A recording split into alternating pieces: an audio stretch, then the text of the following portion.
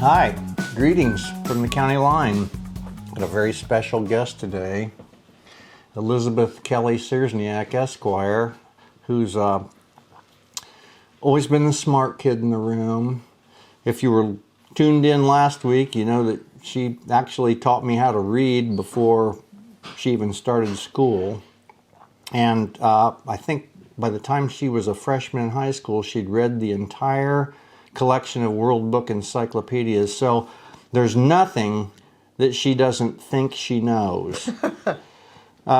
So, hi, Lib. Hi, Tom. Thanks for joining me at the kitchen table. I'm delighted to be here. I know this is kind of low rent for you because you usually do those highbrow affairs in the capital city and talk about historic Indianapolis. I do like to do that. Yeah. Do you have any tattoos? I have no tattoos, and Tom, we're here today to talk about you and some of the numerous falsehoods and tall tales you have been telling the viewers here. So, before we get started, and, as a lawyer, I like to do this. We've got a few disclaimers I feel I need to issue. Of course. First of all, I am his second choice for a guest today.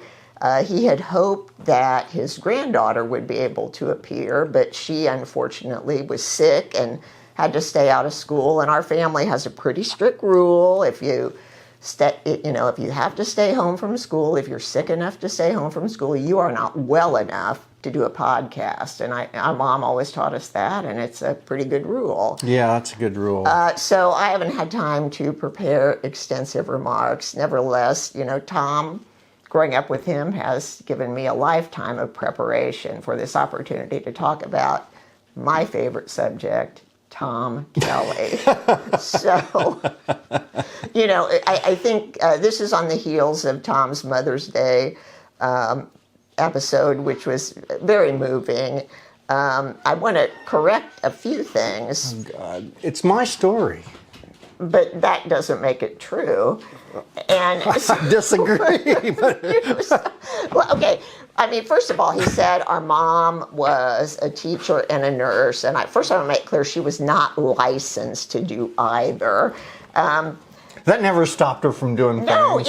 She did. She was taught this only life-saving class in the town at the time. So everybody who wanted to be a lifeguard took classes out at the Hayworth High School pool from her. But I considered her a teacher. A few years ago, I went to Butler University, and they were putting in a new school of education, and for like $100, you could buy a brick with a tribute to your favorite teacher. And so I bought one for Mom because she was my first teacher, and she was wonderful. I've often said that, in our house, the three most common words heard weren't "I love you," because that went without saying, plus we're not very demonstrative people, but it was "look it up," and she made us just look up stuff. I think it really propagated a lifelong love of learning in all of us. Second of all, you said she was a nurse. Again, even though her mom was a nurse, her aunt was a nurse, her dad was a doctor, she was not actually licensed to do any of these things. And she mostly was a nurse to sick animals. She loved all creatures great and small, and became known as the go-to person in the neighborhood. If you found an injured animal, you brought it to the Kelleys, and Mrs. Kelley would find a way to fix it up. I once brought home a little mouse whose mom had been run over by a lawnmower. And that little mouse sat in a box on our counter where we ate all of our meals because there was a light that pulled down to keep it warm. It was disgusting. Oh no, it was very nice. And I love watching a rodent crap while I'm trying to eat biscuits and gravy. But again, she believed in nurturing that mouse, and I hope it went on to live a long and successful life after we released it back into the wild. Okay, so let me just back up here. Okay, the first thing you did was say, she wasn't a nurse, she wasn't a teacher, but then you cited numerous examples how she fulfilled those roles. No, I'm saying this. So if she was not licensed to practice either profession. I'm not a podcast guy either, but I'm doing one. we were blessed to have a wonderful mom who, you know, sang all the time as loud as she could, even though her voice was absolutely terrible. None of us could sing, so we grew up. Woman with sound that. like an angel. Yeah. Like an angel. You know, exactly. You know, she was the kind of mom who once, when I was a teenager and she thought I was in the bathroom too long, you know, fixing my makeup or hair or whatever. We're not sure what you were doing in there. But she lit a firecracker and threw it under the door. And that was certainly a wake-up call. She was a great teller of tall tales, and as we've gotten older, we spend a lot of time trying to sort of, you know, she was the best straight-faced liar I ever met, and I mean that in a good way. Tom talked about how she was always telling these cautionary tales, and one involved her uncle, who was called Uncle Bate, because that was his last name, you know, who once saw somebody who lost an arm because they'd been dangling their arm out the window when he was driving through Cambridge City. And she saw another, you know, Uncle Bake saw another guy who was beheaded on a motorcycle when he was driving. First of all, what we gleaned from that was that Uncle Bake saw a lot of people who lost limbs, apparently, and Cambridge City was a very, very scary place. I've never been there. I have, and it's actually quite a lovely little antiquing city now. And I've never seen anybody lose an arm. So, knock on wood. But the other tales she told, some of them just stretched, you know, credulity, which actually, as Tom mentioned, I love history, and I've actually found out that some of them were actually true.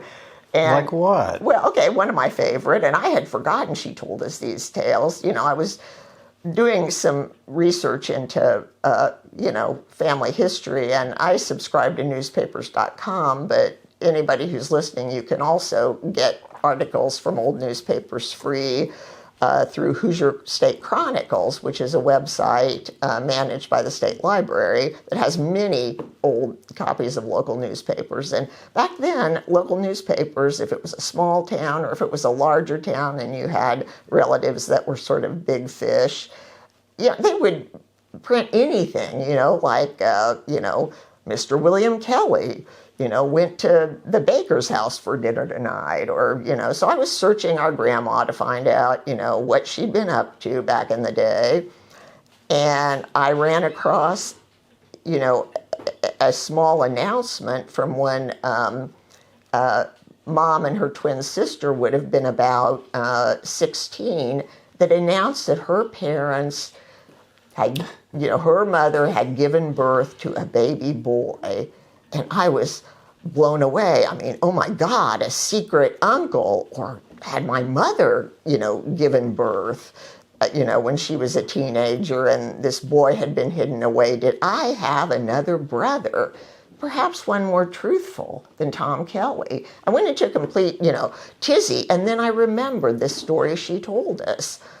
She and her twin sister Mona were the only, you know, they were the only kids their parents had, and their dad, who apparently was a great practical joker, and, you know, always would say jokingly, oh, you know, really wish I would have had a son, really wish I would have had a son, said that so much that the girls, which also grew up to be practical jokers, they're only 16. They went down to the office of the newspaper in Richmond and, you know, had a notice placed that, her parents indeed were the proud parents of a baby boy. And, you know, the family, you know, a lot of people knew them.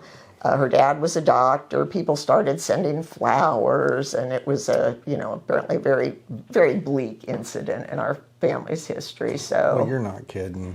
But no, but another thing, she'd always tell us, oh, about the time Grandma, you know, her mom was driving a car and it landed on top of a house. Now, who would believe something like that?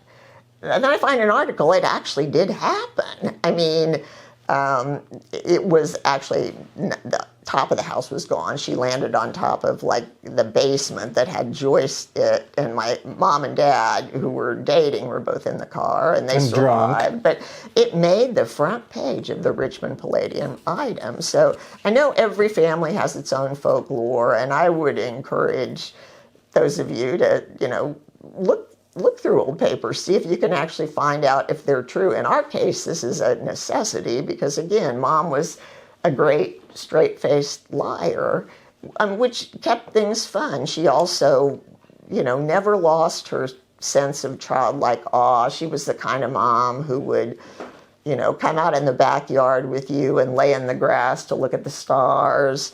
Tom had mentioned erroneously that I taught him how to read, which is absolutely not true. I did memorize a couple Dr. Seuss books, so maybe because I wanted to be like Tom. I know that stretches, credulity, but, I wanted to do what Tom did. He was 1 year older than me. He got to do all the big boy stuff. I wanted to learn to read. And Tom knew how to read before me, and I remember that. Tom got to do all the fun things. And Mom, not wanting to deprive me of anything, Tom was in Boy Scouts. They did adventurous things. So Mom became a Girl Scout leader. And our troop, unlike many other troops, we actually did the kind of cool things that boys did. We went on 2-day hikes. We went on 2-day canoe trips. The one thing we didn't do that the boys did was winter camping, because we're not stupid, it was cold, but it was really great. She sort of, taught me, that just because I was a girl, that should not be an impediment to what I wanted to do. And our house was always filled with kids, and it was not unusual to come home and find friends just sitting at the kitchen counter talking with Mom. And Mom loved to talk about things. All viewpoints were welcome in our house. I think as a result of that, I've sort of, we've learned to have open discussions about things, another thing, disclaimer, we will not be talking religion or politics. I like to say I'm a very private person, so I want to save that for Facebook arguments with Tom. So, good idea. Yeah. Good idea. Well, our mother was not a rule follower. She loved to be outside, and she hunted mushrooms every year, usually from late March right up until Mother's Day. Every day when we come home from school, we'd change clothes. She'd get in the station wagon and drive to some back road where somebody had told her about a woods someplace. And I can't tell you how many times we got run off of farms by people. She'd just pull her car off to the side, walk in somebody's woods, and pretty soon whoever owned the property either call the sheriff or just run us out ourselves. And within a couple weeks, she'd find another way to sneak in. She never wore shoes. Usually as soon as mushroom season was over, when she didn't really need shoes to be in the woods anymore, she didn't wear them. Never. She'd, drive around in her car, no shoes on. Go to the bank, no shoes on. Never wore shoes. Okay, that's not true. She kept saying to us it was not legal to drive unless you were wearing shoes, which I don't think that's Yet she true. did it. No, she wore those time. Cheap 99-cent, we used to call them thongs, but now they call them flip-flops. And the other thing, when we were out, doing adventurous things with the Girl Scouts, our mother literally wore army boots. That used to be an old childhood taunt, your mother wears army boots, and she did. And I think they were Dad's. He must have had really small feet for that to work, or I'm not really sure, but I remember she wore army boots. She brandished a hunting knife. She seldom wore makeup. She was just, She was genuine. Yeah, and the other thing she did, you're right, she did not follow rules. Back then, it was not uncommon when you're roaming around the countryside to find an abandoned farmhouse. So what did we do? Well, what anybody would do. She wanted to stop, get out of the car, go inside, run upstairs, kids, so, I try not to step through a hole in the floor. And, those were always fun adventures. But, I see bits and pieces of her in all of us, and I'm really pleased sometimes when I hear from somebody I grew up with and said, your mom was my Girl Scout leader, and, have such fond memories of her. We're very fortunate to have the kind of childhood that we had, in no small part to our parents. But of course, especially our mom, who I also want to say was not a good cook. So, well, it's not that she was a bad cook. I think she was just bored with cooking. Well, yeah, cooking who wouldn't be? I mean, four kids and a husband, and yeah, I'm sure it didn't differ from a lot of households in our neighborhood during those times. You could almost tell what day of week it was by what was cooked for dinner. And our mom cooked most of our dishes in an electric skillet, which sat on the kitchen counter where we also ate our food.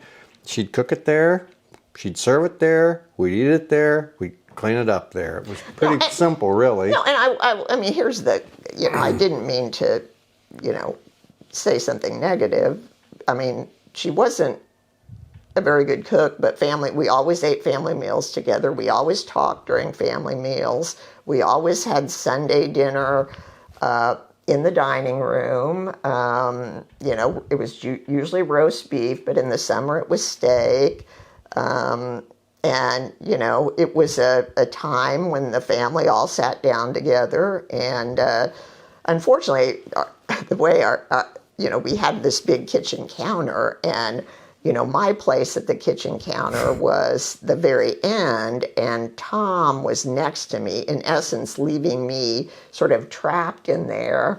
And, he spent most of his adolescence, chewing up his food and then turning and opening his mouth to me.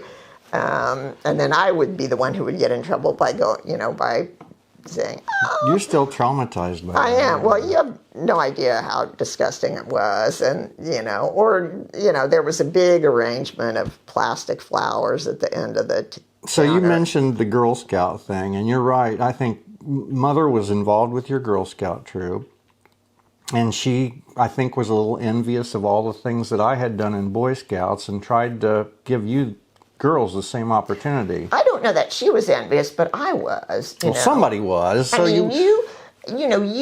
the fact, once I discovered probably early on that boys got to do things that girls couldn't do, like run around without a shirt on. I learned that when I was like 5 years old. Or, there used to be a group called the Nature Detective Club in the neighborhood, where the boys would get to do fun things, and they made me be their secretary and stay in the clubhouse.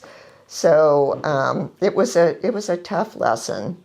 One of my favorite mom stories involves one of these Girl Scout adventures where I think I was out of the Boy Scouts. I was probably maybe 15, maybe 16, somewhere in that range, and you girls had planned a 50-mile canoe trip on the Tippecanoe. Yep. So I don't know what the conditions were, but it seemed like there was a lot of debris in the river that summer, and we kept having to portage around it, which means you'd have to take all the canoes and beach them and take everything out of them and carry them around this tree or whatever it was, old car, whatever it was that was sitting in the middle of the river, carry it around the other side, put all your gear back in it, get everybody loaded and go. Well, Mom actually she just insisted that I go along and help with this adventure because I'd been on a couple of long canoe trips and I'm kind of, I guess she thought, knew what I was doing. So another scout leader's son and I, Kevin Durr, were in the back. We were bringing up the tail end of this convoy, and we let the girls get so far ahead we really weren't paying attention. Our goal was if they dropped something or somebody was drowning, we could get up and help them. Well, I remember we rounded a bend in the Tippecanoe, and half of the boats were already beached. The girls were on the bank screaming. I didn't know what in the heck was going on, so we started paddling furiously to get up there. And I'd see Mother on the opposite side of this tree that had fallen across the river, and Libby, and they were just holding each other crying. Well, what had happened was we'd made so many of these portages where we had to take the boats out, take all the gear out, walk around through the woods usually, thick underbrush to get to the other side, reload everything, that Mom just got sick of it. So she came to this place where a tree had fallen across the river and decided, I'm going to see if I can get my boat across it. Now, she was a very accomplished swimmer. I mean, she was a lifeguard. She'd swim, I think, competitively when she was a young girl. There was nothing that scared her about the water until that day. And what had happened was she took all the stuff out of the boat, and then she got back in it, and there was a little bit of water running over the top of this tree, so she thought she could safely get the boat over. And she tried, and on the downriver side of that tree, she just got sucked under. There was some sort of an undercurrent that just pulled her over, and she couldn't get to the top. Finally, this is the way the river is, by the way. If you've done any kayaking or canoeing, it's not all peaceful and fun and games all the time. I mean, the river will eat you in a minute if you're not careful, and that's what happened. So she got swallowed, but the river must have forgiven her, spit her out down along someplace else where Libby found her, and that's where they were. And it was terrible, but she got back in the boat, and we loaded everything up, and we were able to finish the trip successfully. Like I said, I was 15 or 16 years old. All the neighborhood girls were 15 or 16 years old. They were budding by then. And we were wearing bathing suits because we were canoeing. So well, I'm getting away from the canoe incentive. trip and moving to the swim club, where we went every afternoon in the summer. We were at the swim club, and we started playing this game where the girls would get up on our shoulders in their bathing suits, and the guys would carry them around the water, and we'd try to knock each other off. I don't remember what the name of the game was, but it was great fun. Chicken. It was chicken. And the mothers would all sit on the side of the pool and smoke cigarettes and read books, but it was pretty clear that this little game was a concern to them.